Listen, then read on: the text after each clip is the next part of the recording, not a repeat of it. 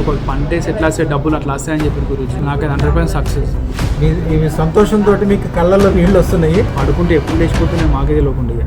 వీరు నాయకోటి మల్లేష్ గారు, నాన్నగారి పేరు వెంకయ్య గారు. ఆయన యాక్చువల్గా నారాయణఖేడు మంచి రైతు. వీరు ఇక్కడ మంచి బిజినెస్ ఉండేది. కొద్దిగా బిజినెస్లో దెబ్బతింటము, తండ్రిగా అనారోగ్యము, ఇక భూమి కూడా చాలా ఎక్కువ భూమి ఉండేది, దాన్ని అమ్మాల్సి రావడం, ఇలాంటి ఇబ్బందులు ఉండటం వలన మన దగ్గరకు వచ్చారు 3 నెలల క్రితము.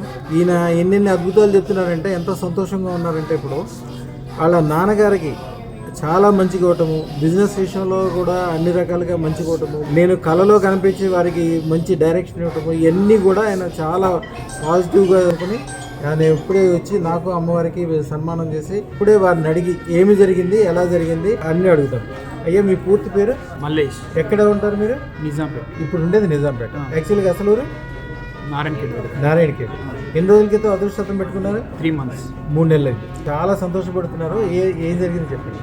మా నాన్నగారు ఇంట్లో వండుకోకుండా గురించి లేచి వెళ్ళిపోతుండే. ఓకే. పెట్టుకోగానే మంచిగా అయిపోయింది. నాన్నగారి ఆరోగ్యం బ్రహ్మాండంగా అయిపోయింది. బ్రహ్మాండంగా అయింది. లేకపోతే చాలా ఇబ్బంది పెట్టబడుతుండే. పడుకుంటే ఎప్పుడు లేచిపోతూనే మాకే తెలియకుండా. మస్తు చేసినాం, మళ్ళీ ఏడ కాలేదు. మీరు రాగానే ముందు చాలా చోట్ల ట్రై చేశారా? ట్రై చేసినాం, కాలేదు. నేను పెట్టుకుని మా నాన్నకైంది. ఇప్పుడు మా నాన్న కూడా వేయించామని అనుకుంటున్నాను. అన్నీ మంచిగా అయిపోతుంది రాబోయే కాలం. మీరు ఈ బిజినెస్ మీరు ఇప్పటికీ అనుకునే దానికంటే కూడా ఇంకా 100 రెట్లు 1000 రెట్లు పెరగడానికి నేను దానికి సంబంధించిన మంత్రము తంత్రం కూడా ఇస్తాను. మీకు ఈ పాటికి తెలిసిపోయిందండి. మీకు కళ్ళలో కనిపించాను అవన్నీ చెప్తున్నారు కదా, అది కూడా చెప్పండి. ఎంత అందరికీ తెలుస్తుంది. కళలో ఒక పంటేసి ఎట్లా వస్తే డబ్బులు అట్లా వస్తాయని చెప్పి గురించి అన్ని మంచిగా అనిపించింది గురించి నాకైతే 100% సక్సెస్. మీ సంతోషంతో మీకు కళ్ళల్లో నీళ్ళు వస్తున్నాయి.